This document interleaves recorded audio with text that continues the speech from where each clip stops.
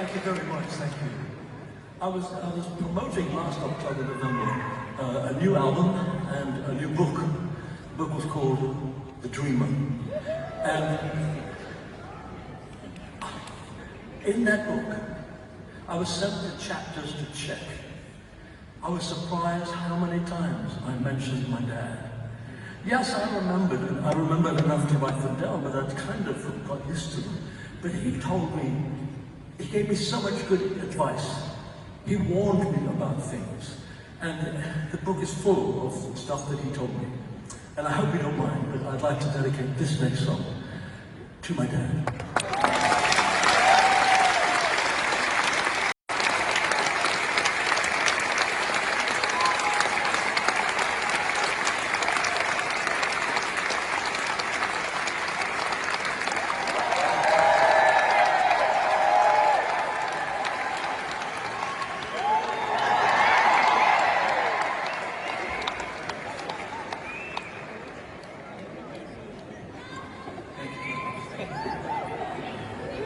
Turns out, I didn't know this for years, but apparently I was the first person to import a very special guitar, Fender Stratocaster. And it's here. This is the one that came in 1959. It's played by Hank. It's been an amazing influence on a number of well-known guitarists. I mean, people like,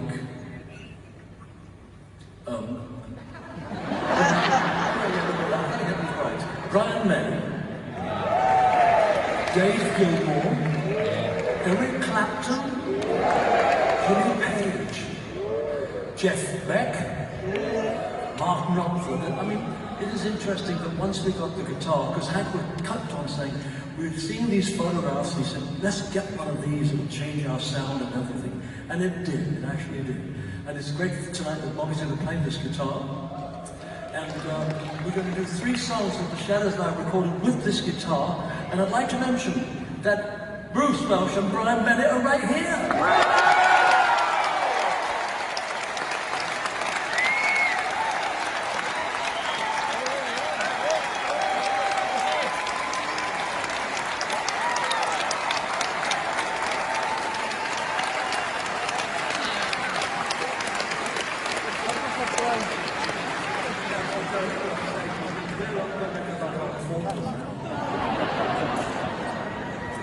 The first of our 3 songs is Do You Want to Dance?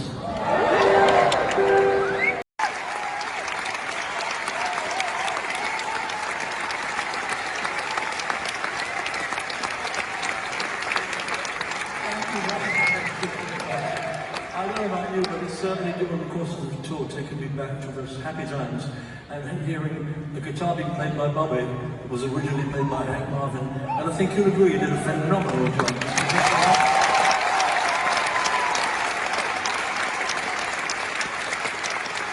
In fact, you don't know what I'd like to tell you about it. This guitarist, Bobby, is a left-handed guitarist. But the guitar is a right-handed guitar. So the music you just heard sounding just like Hank, he had to play with the guitar upside down.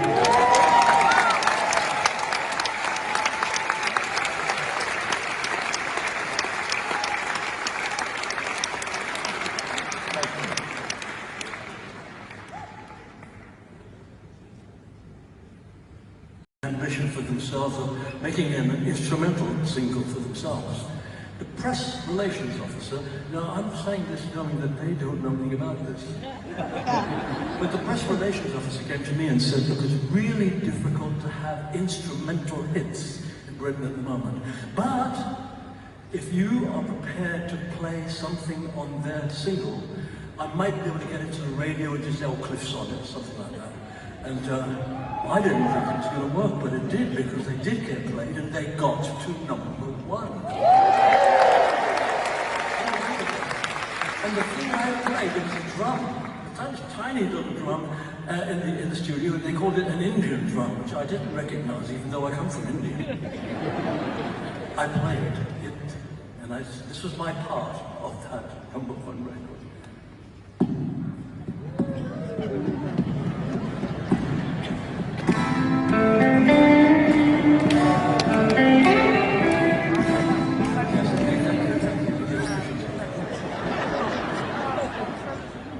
It was amazing. They got to number 6 Hank Marvins. It was difficult enough dealing with one of them.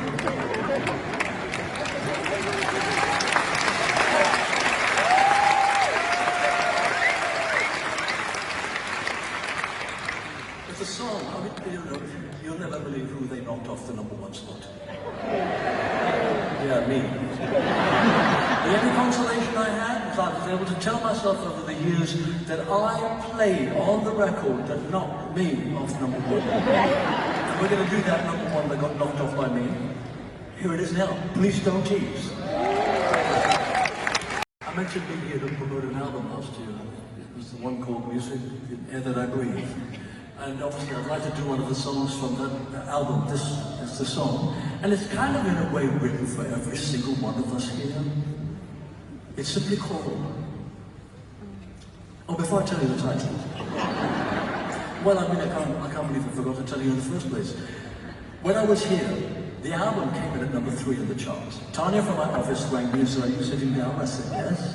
She said, "Your record came in at #3. I said, "Yeah, I know, I saw it there."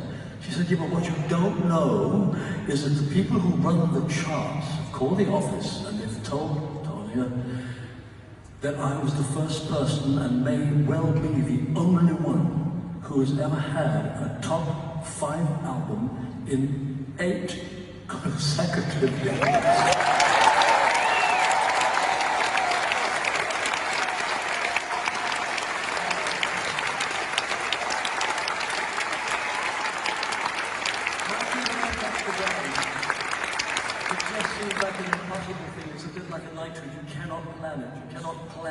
You have hits for that long. When I was 17 recording Movement, I didn't think more than about 4 or 5 days ahead. So for me, you know, it's relatively easy for us to make records, but they're nothing until you buy them. So my 8 decades of top 5 is absolutely all your fault. But the song we're going to do from this album, as I say, it's all of us, so it's part of the title. It's called Older.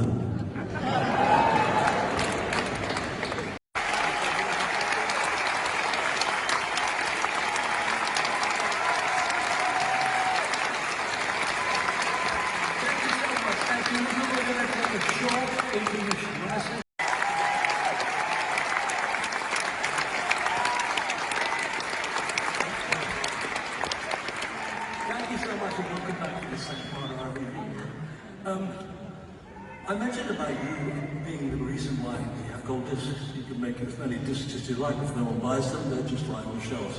So I thank you for that. And in the period that I worked with the Shadows, it was a great, great time because it was the inventives, very early in the rock and roll's history. And so, over the years, you've given me so many successful records. We've put 4 of them together here now, and I'm going to sing them to you. The first one is Living Dog. It's really a strange song, it's posthumous. The guy that's singing it, me, didn't see his daughter being born, and he somehow manages to keep in touch. It's called P.S. Please.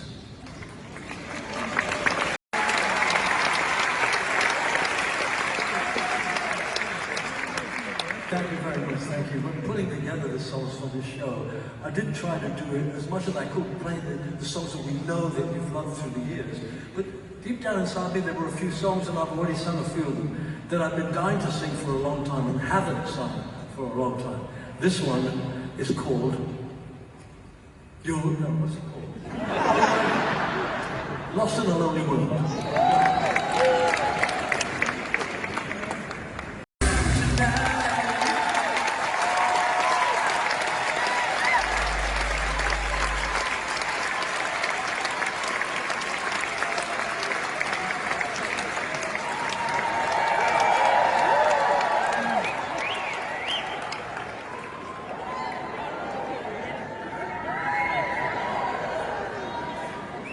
Thank you very much. A few years ago, I made a little trip to Normandy. I'm sure many of you have been there. And there's an area that was given to the Americans to bury their war heroes. It was really emotional and very moving because this beautiful green swathe of land, acres and acres, and thousands of white crosses in line. It was so emotional. And every time we looked at names or dates, it seems like nobody was over the age of 22. I mean, war is an absolute waste of time. It is not research for peace. I've got to give you a thing about that. This story is an antidote. It's about a guy called Luke who disappears. And the song asks questions of his older brother, Marmaduke.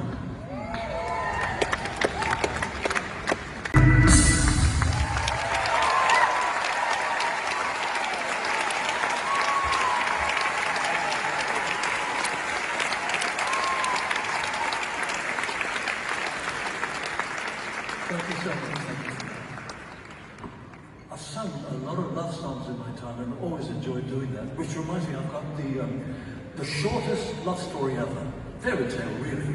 It's about a princess who was cursed in some way. She fell asleep for 1,000 years.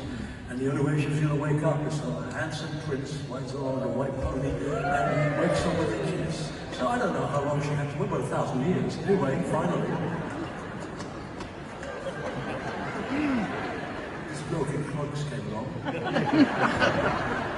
A handsome prince, with his white stallion, came up and looked at this beautiful girl.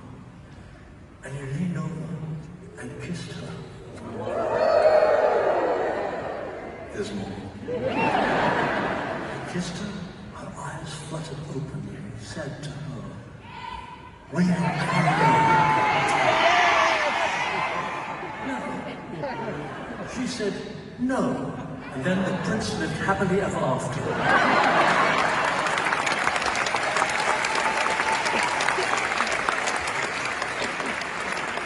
This is a proper love story.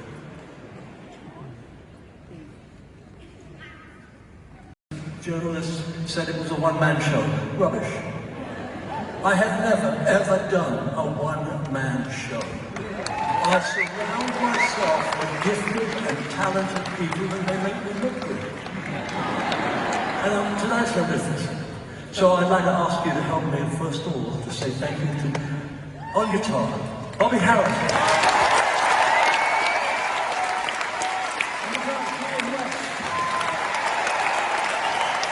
And the very few vocals.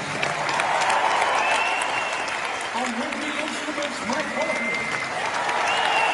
Guitar, the vocals, David Luke. Guitar, the vocals, Tim Munson. And our keyboard figures under control, Pete Finland. Our lights are controlled by Delbert Jones. And our sound by Robert Roach. And the sound on stage is controlled by J.J. James.